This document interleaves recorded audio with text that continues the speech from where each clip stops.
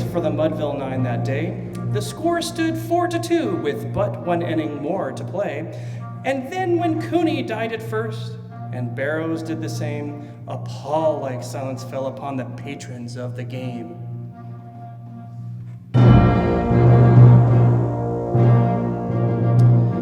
A straggling few got up to go in deep despair.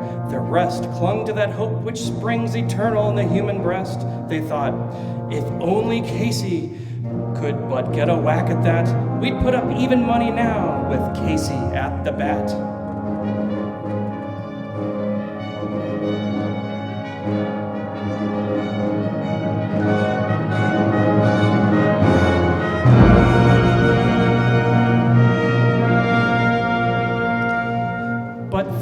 Preceded Casey, as did also Jimmy Blake, and the former was a hoodoo, while the latter was a cake. So upon that stricken multitude grim melancholy sat, for there seemed but little chance of Casey getting to the bat.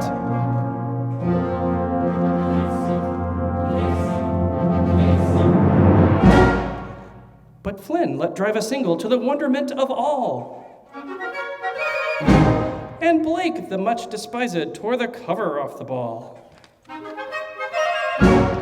And when the dust had lifted and men saw what had occurred, there was Jimmy safe at second and Flynn a hugging third.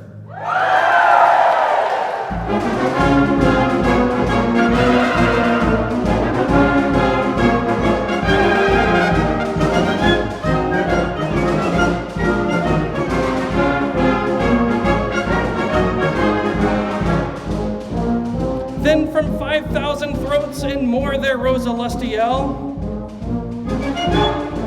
It rumbled through the valley, it rattled in the dell. It pounded on the mountain and recoiled upon the flat, for Casey, mighty Casey, was advancing to the bat.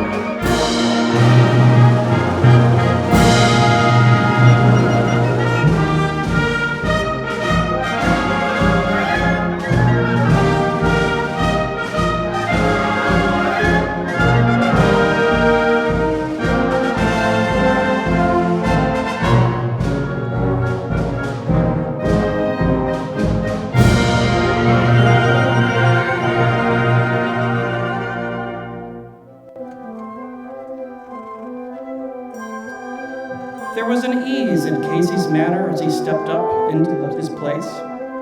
There was a pride in Casey's bearing, and a smile lit Casey's face. And when, responding to the cheers, he lightly doffed his hat. No stranger in the crowd could doubt 'twas Casey at the bat.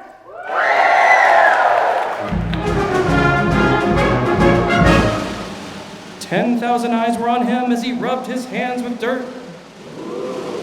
5,000 tongues applauded when he wiped them on his shirt. And then while the writhing pitcher ground the ball into his hip, defiance flashed in Casey's eye, a sneer curled Casey's lip.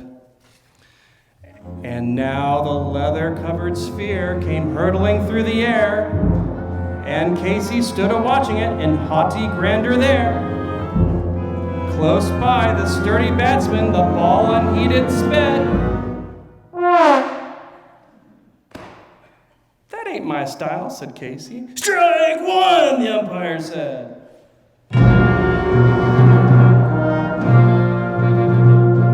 From the benches, black with people, there went up a muffled roar.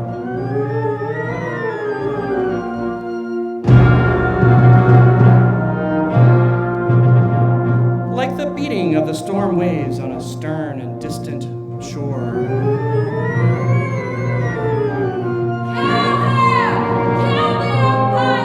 Shouted someone in the stand, and it's likely they'd have killed him had not Casey raised his hand.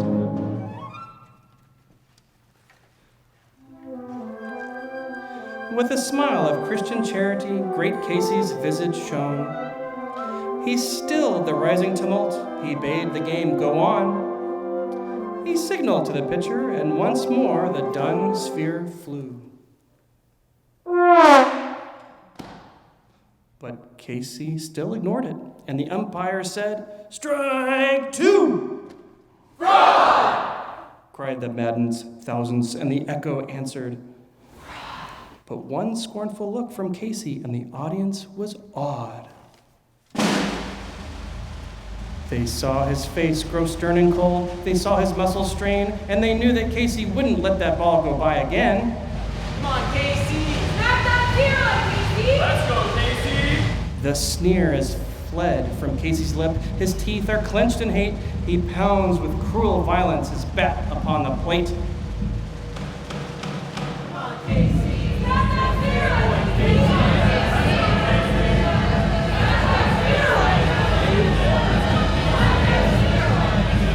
And now the pitcher holds the ball, and now he lets it go, and now the air is shattered by the force of Casey's blow.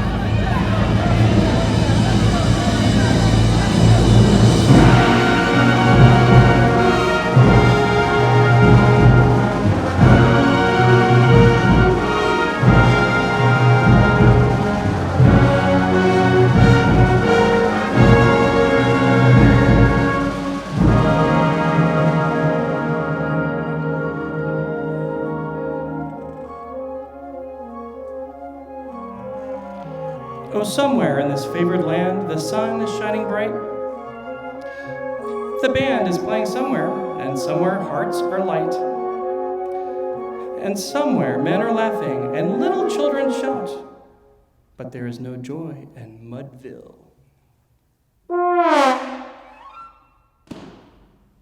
Mighty Casey has struck out.